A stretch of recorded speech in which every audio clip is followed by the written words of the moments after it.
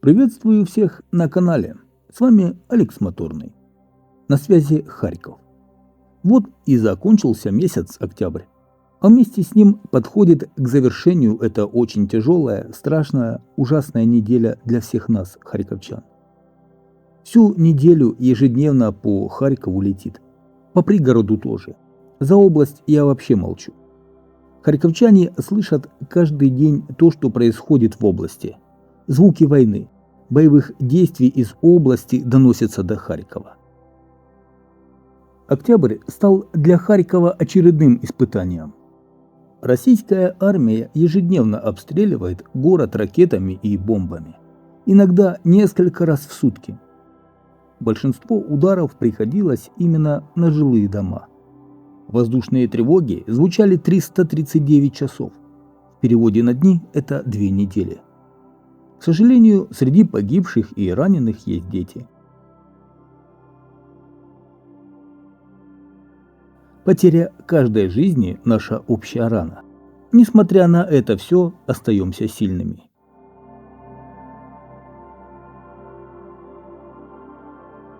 Вот так, например, сегодня выглядит Волчанск. Пограничники Украины показали, в каком состоянии город в Харьковской области. Уже ничего не напоминает, что когда-то на этом месте был красивый чистый городок.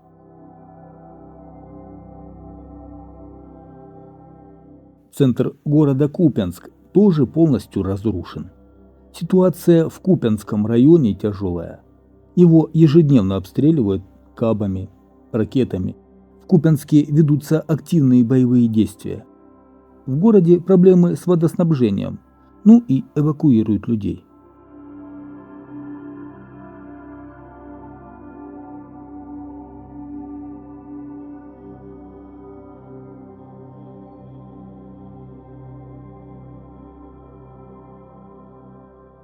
А в самом же Харькове последняя неделя октября началась с обстрела Российской Федерации. Взрывы прогремели около 2:10 ночи 28 октября. Прилет был по 9-этажному жилому дому в Холодногорском районе. Там повреждены перекрытия между 8 и 9 этажами. Разрушены 3 квартиры, 7 пострадавших.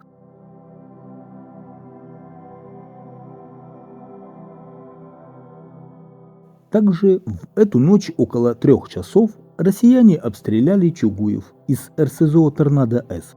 Пострадало 8 человек. А вечером 28 октября в Харькове снова прогремели взрывы. На этот раз около 21 часа. Прилет был в самый центр города. Под удар попало здание Госпрома, который считается одним из символов города. Госпром пережил Вторую мировую войну и немецко-нацистскую оккупацию. Во время той войны здание пострадало, но в 1944-1947 годах его восстановили. Масштабы разрушений, нанесенных российскими войсками, специалистам предстоит еще оценить и сделать выводы о перспективах восстановления. В здании Госпрома значительно пострадали 2 и 3 этажи 7 подъезда. Боеприпас попал в кабинет судьи. И вот власти Харьковской области начали поиск источника финансирования для восстановления здания Госпрома. Об этом заявил глава Харьковской областной военной администрации Олег Синегубов. Мы уже докладывали профильным министерствам Офису президента относительно смет. Уже есть договоренности с ЮНЕСКО. Средства нужны уже сейчас. Мы уже должны восстанавливать, зашивать, вставлять окна. Проводились также переговоры с известным американским филантропом Говардом Баффетом. И уже были приняты конкретные решения относительно восстановительных процессов, заявил Синегубов.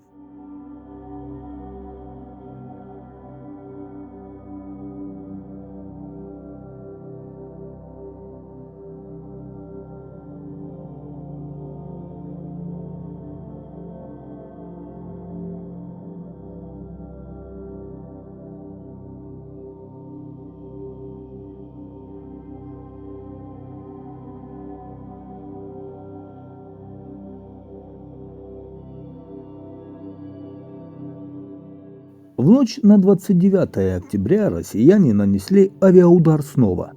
Был прилет в Основянском районе города. Удар пришелся на частный сектор. 2 дома разрушены, и еще около 50 получили различной степени повреждения. К сожалению, 4 человека погибли. Были также прилеты 29 октября в Одноробовке Золочевской громады и в Дергачевском районе. Ночью 30 октября БПЛА типа «Шахед» атаковали город Лозовую и соседнее село. Беспилотник попал в жилой сектор села Царидаровка. Этой же ночью россияне дважды атаковали беспилотниками село Ковяги в Богодуховском районе. В этот же день, 30 октября, армия Российской Федерации обстреляла Купянск и село Черкасская Лозовая. Ну а вечером 30 октября около 22:45 войска Российской Федерации ударили с авиации по жилой 9-этажке в Салтовском районе Харькова. Погибли 2 детей, мальчики 12 и 15 лет. Последнего искали очень долго, под завалами, и нашли, к сожалению, мертвым. Также погиб мужчина 25-30 лет. Еще 36 человек пострадали. Последствия этого прилета сейчас вы видите.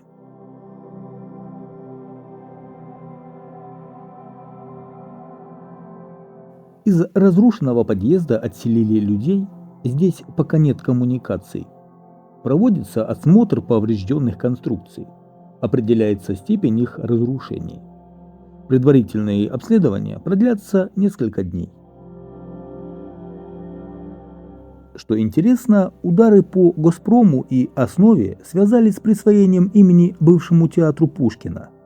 Общественные обсуждения о присвоении имени Григория Квитки-Основьяненко Харьковскому академическому драматическому театру состоялось 29 октября в здании Госпрома в формате круглого стола. Напомню, до декабря 2022 года театр носил имя Пушкина. В обсуждении приняли участие 33 человека, среди которых театроведы, филологи, культурологи и краеведы. Предложение присвоить театру имя Квитки-Основьяненко поддержали единогласно. Депутат областного совета Галина Куц отметила, что 2-летняя эпопея по переименованию бывшего театра Пушкина в Харькове завершается. Какие-то конвульсии пушкинистов просто сопровождали это событие, написала Куц на своей странице Facebook. Вчера вечером российская авиабомба попала в Госпром, а общественные слушания именно в Госпроме должны были проходить. Ночью было попадание российской ракеты именно по Основянскому району. А Квитка же Основьяненко, потому что Основа их родовое имение. Теперь село Основа является частью Харькова и называется Основянским районом. Но слушания все равно состоялись. Мы были в Госпроме, в другом подъезде, который удален от разрушенной части здания. Теперь, согласно процедуре, вопрос о присвоении театра имени Квитки-Основьяненко должны поддержать на сессии облсовета. И раз уж мы затронули тему переименований, то есть еще такая информация. Переименование Южной железной дороги остановлено. Об этом сообщили в общественной организации «Деколонизация Украина» с ссылкой на ответ Укрзалізниці. Название «Южная железная дорога» планировали изменить в рамках деколонизации. История Южной железной дороги началась во времена Российской империи в 1869 году, когда было открыто железнодорожное движение от Курска до Харькова. Название же «Южные железные дороги» появилось позже, в 1907 году. Тогда территория, которую обслуживала дорога, была югом Российской империи. В независимой Украине дорога обслуживает северо-восточную часть государства. Сейчас в Укрзалізниці заявляют, что в условиях военного положения все средства направлены на обеспечение перевозок грузов и пассажиров, а также на восстановление железнодорожной инфраструктуры. Поэтому переименование пока отложено.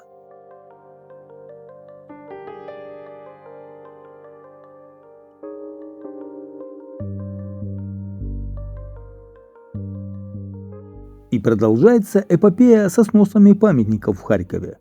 Активисты предлагают снести 7 памятников, связанных с советским прошлым. Об этом сообщил телеграм-канал «Деколонизация Украина». В список монументов, которые, по мнению активистов, нуждаются в демонтаже, вошли памятник воину-освободителю возле станции метро 23 августа, памятник Владимиру Высоцкому, памятник в виде советской звезды на улице Харьковских дивизий, памятник дружбе русского и украинского народов на Харьковском мосту, бюст Жуковскому, бюст Гагарину, советская звезда на доме со шпилем. Всего в списке, который составили активисты, вошли 100 объектов на территории Украины, требующих демонтажа в процессе деколонизации. Этот список сейчас перед вами.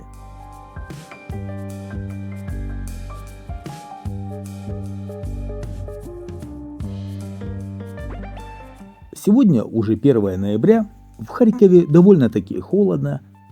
Синоптики говорят, что Харьков постепенно переходит в другую климатическую зону. По оценке климатологов, 2024 год войдет в историю как один из самых экстремальных по количеству температурных рекордов. Последние 5 лет в Харьковской области аномально теплые. В регионе средняя годовая температура выросла за последние 30 лет на 1,2 градуса. Зима потеплела, снега стало меньше, практически исчезли весенние паводки. Летом жара приводит к интенсивному испарению и потере влаги. Стоят засухи. Жителям Харьковской области следует адаптироваться к новым условиям и привыкать к тому, что лето будет становиться более жарким и засушливым.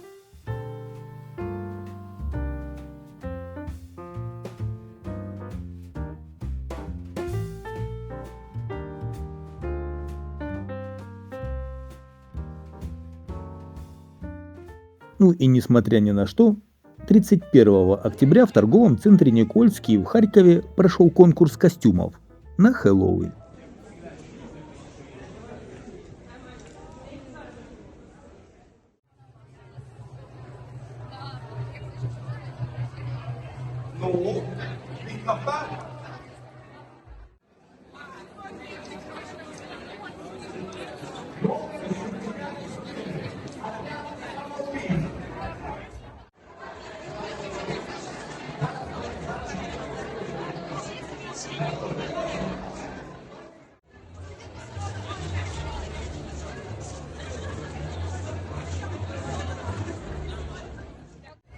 Hey,